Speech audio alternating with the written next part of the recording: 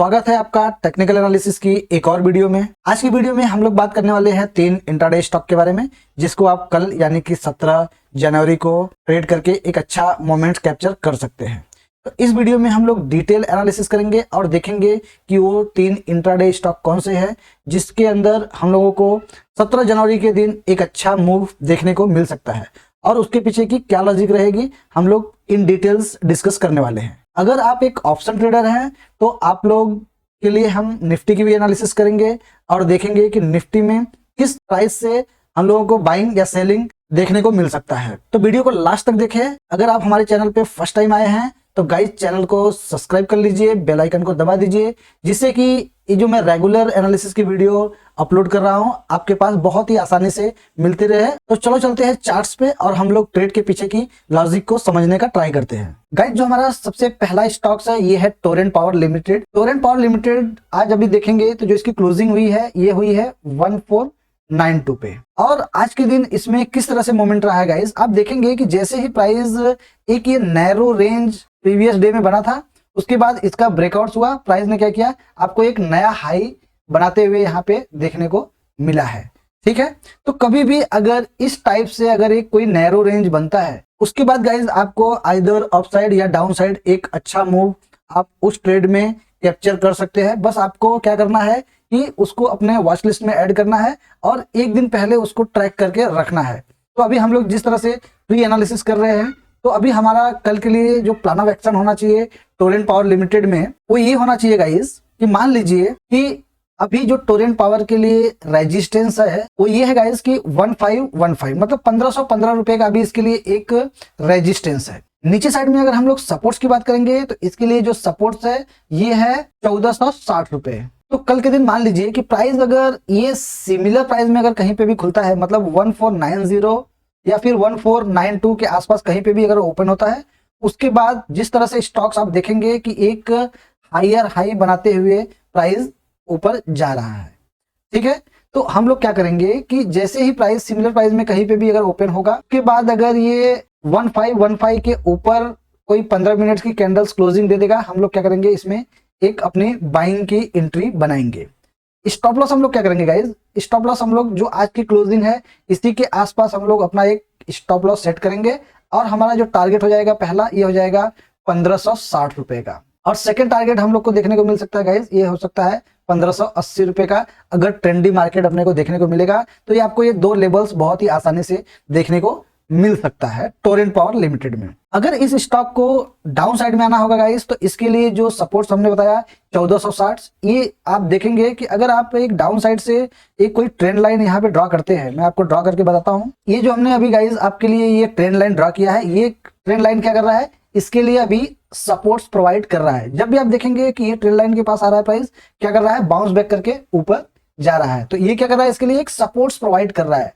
तो अगर हम लोग को डाउन साइड में देखना होगा गाइस, तो जो मैंने आपको ये 1460 बताया ये इसके लिए क्या कर रहा है, सपोर्ट्स पे काम कर रहा है। तो मान लीजिए कि प्राइस अगर सिमिलर प्राइस में खुलने के बाद अगर ये डाउन साइड आता है, तो पहला हमारा क्राइटेरिया क्या होगा कि ये जो ट्रेंड लाइन है इसको प्राइस को ब्रेक करने का वेट करेंगे। उसके बाद अगर ये जो 1460 का लेवल है यहाँ से इसको एक सपोर्ट्स लेके ऊपर हम लोग जाने देंगे। उसके बाद जहां पे ये ट्रेंड लाइन है यहाँ से कोई अगर एक रिजेक्शन कैंडल्स मिलती है गाइज और ये प्राइस क्या करता है 1460 के नीचे अगर क्लोजिंग देना चालू कर देता है, हम लोग क्या करेंगे इमीडिएट यहाँ से अपनी एक सेल्स की पोजीशंस क्रिएट करेंगे और हमारा जो टारगेट देखने को मिलेगा ये देखने को मिलेगा 1400। ठीक है, सेकंड टारगेट्स अगर बात करें हम लोग तो ये अपने को 1380 का भी देखने को मिल सकता है, क्योंकि जैसे कि आपको पता है कि सेलिंग जो होती है ये ऑलवेज फास्ट होती है। तो आपको इस तरह से प्लान करना है। हम लोग इस स्टॉक्स में कब मतलब ट्रेड नहीं प्लान करेंगे, जब प्राइस 1515 और 1460 के बीच में रहेगी, हम लोग के लिए ये साइडवे बिहेव करते हुए देखने को मिल सकता है। तो हम लोग इस कंडीशंस में ट्रेड प्लान नहीं करेंगे। गैप अप के सिनेरियो में क्या हो सकता है इसकी, कभी भी अगर प्राइस मान लीजिए कि सिमिलर प्राइस में नहीं खुल के अगर ये गैप अप ओपनिंग हो जाती है, तो क्या होगा कि हम लोग वेट करेंगे, क्योंकि यहाँ से इमीडिएट जो लोग ने ये ओवरनाइट अपनी पोजीशंस को होल्ड करके गए हैं तो वो लोग क्या करेंगे, प्रॉफिट बुकिंग करने लगेंगे। क्योंकि आप देखेंगे कि यहाँ से अगर यहाँ तक का मूवमेंट आएगा तो इनको ओवरनाइट एक अच्छा प्रॉफिट देखने को मिल सकता है, जिससे क्या होगा कि प्राइस को वहां पे वो लोग अपनी पोजीशंस को स्क्वायर अप करेंगे और प्राइस स्लो स्टडी क्या करेगा, नीचे आ जाएगा। ठीक है, तो गैप अप के सिनेरियो में हम लोग थोड़ा प्राइस एक्शन का वेट करेंगे। उसके बाद ही हम लोग प्लान करेंगे। या फिर मान लीजिए कि गैप डाउन ओपनिंग हो जाती है, तो गैप डाउन के ओपनिंग में क्या होगा गाइस कि जो लोग ने यहाँ से सेल करके बैठे हैं उनको अल्टीमेटली प्रॉफिट होगा। तो क्या होगा कि प्राइस थोड़ा सा स्लो स्टडी ऊपर जाएगा। क्यों? क्योंकि ये लोग अपनी पोजीशंस को स्क्वायर ऑफ करेंगे और प्रॉफिट बुकिंग आएगी तो भी प्राइस ऊपर जाएगा। तो उस कंडीशंस में हम लोग क्या करेंगे, प्राइस एक्शन का वेट करेंगे। हम लोगों को 20 साइड में जब भी कोई प्राइस एक्शन दिखेगा देन हम लोग उसमें अपने सेल्स या फिर बाइंग की अपॉर्चुनिटी ढूंढेंगे। इतना क्लियर है?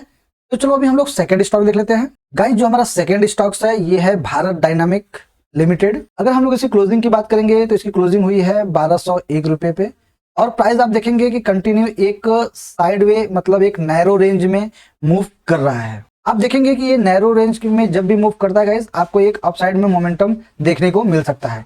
तो कल के दिन हम लोग क्या करेंगे, जैसे ही प्राइस ये सिमिलर प्राइस में खुलने के बाद अगर ये 1207 रुपए के ऊपर निकलता है हम लोग क्या करेंगे, यहाँ पे अपनी एक बाइंग की एंट्री बनाएंगे और हमारा जो स्टॉप लॉस रहेगा ये कैंडल्स के नीचे स्टॉप लॉस रखेंगे गाइस। और ये जो आज की हाई है मतलब 1228 रुपए का हमारा पहला टारगेट इसमें देखने को मिल सकता है।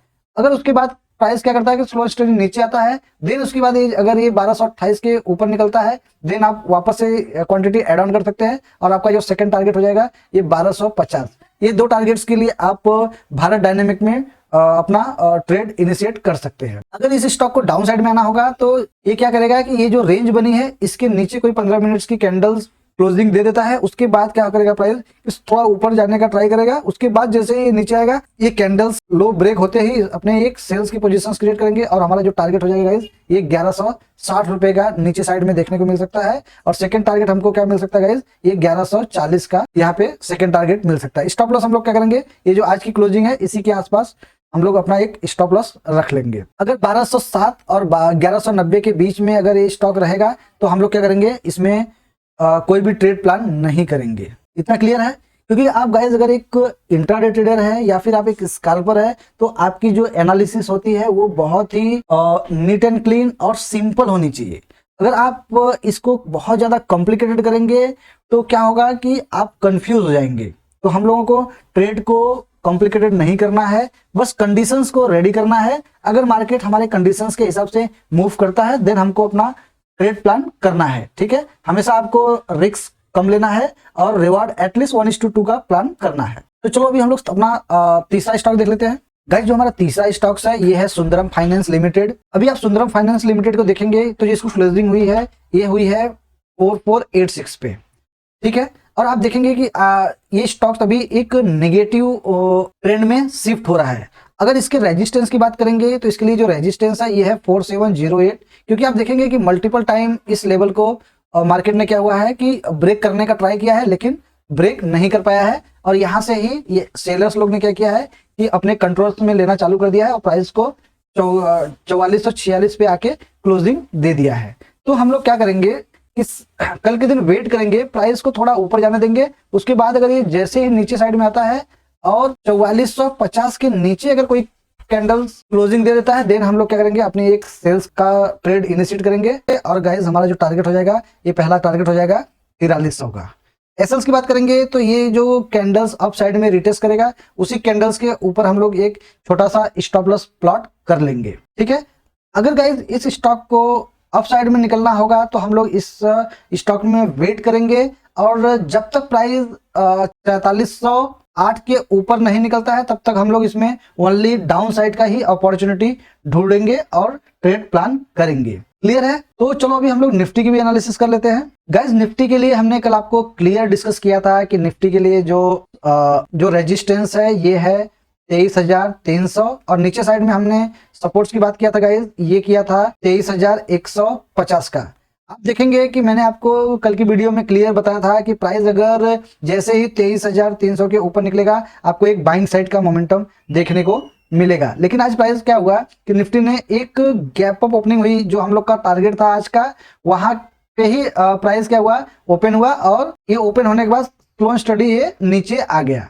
इसके पीछे का रीजन ये है गाइस कि जैसे ही ये स्टॉक गैप अप ओपनिंग हुई तो जो लोग ने अपनी ओवरनाइट पोजीशंस यहाँ पे क्रिएट की थी या फिर यहाँ पे क्रिएट किया था उनको क्या हुआ कि प्रॉफिट दिखने लगा और वो लोग अपनी प्रॉफिट्स बुकिंग करने लगे, जिसके कारण प्राइस नीचे आ गया है। और अभी जो क्लोजिंग दिया है ये दिया है 23,311 पे। ठीक है। तो सिमिलरली हमारा जो एनालिसिस रहेगा गाइस कल के लिए, अभी इसके लिए जो रेजिस्टेंस हो जाएगा ये हो जाएगा 23,400, और नीचे साइड में हम लोग अब सपोर्ट्स की बात करेंगे तो हमारे लिए सपोर्ट हो जाएगा 23,300। ठीक है। तो अगर कल निफ्टी सिमिलर प्राइस में खुलने के बाद 23,400 और 23,300 के बीच में रहेगा तो ये हम लोग को साइडवे देखने को मिलेगा।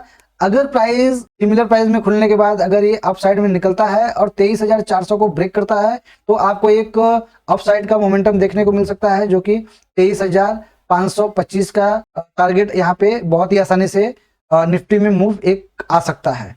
ठीक है। अगर निफ्टी को डाउन साइड का मूव देखना होगा गाइस तो ये क्या करेगा कि सिमिलर प्राइस में खुलने के बाद अगर ये 23,300 के नीचे कोई कैंडल्स बनाता है देन आप क्या कर सकते हैं कि यहाँ पे अपनी एक सेल्स का पोजीशंस क्रिएट कर सकते हैं और प्राइस क्या करेगा ये 23,150 के पास आ सकता है। अगर आप एक ट्रेंड लाइन नीचे साइड में ड्रॉ करेंगे तो आप देखेंगे कि ये क्या हो रहा है कि एक नीचे साइड में सपोर्ट्स क्रिएट हो रहा है, जो कि मल्टीपल टाइम प्राइस क्या कर रहा है कि ये ट्रेंड लाइन के पास आ रहा है और एक आपको हायर हाई बनाते हुए ऊपर साइड में मूव कर रहा है। ठीक है। तो अगर ये नीचे आएगा ये ट्रेंड लाइन का ब्रेकआउट्स होगा और नीचे साइड में जो ये हमने हॉरिजॉन्टल लाइन ड्रा किया है 23,300 के आसपास, तो आपको ये दो मल्टीपल्स रीजन्स मिल जाते हैं डाउन साइड का ट्रेड लेने के लिए। ठीक है। तो आई होप आपको ये वीडियो पसंद आया होगा। अगर वीडियो पसंद आया है गाइस तो आप अभी तक चैनल को सब्सक्राइब नहीं किए हैं तो चैनल को सब्सक्राइब कर लीजिए। मिलते हैं नेक्स्ट वीडियो में, तब तक के लिए गुड नाइट दोस्तों।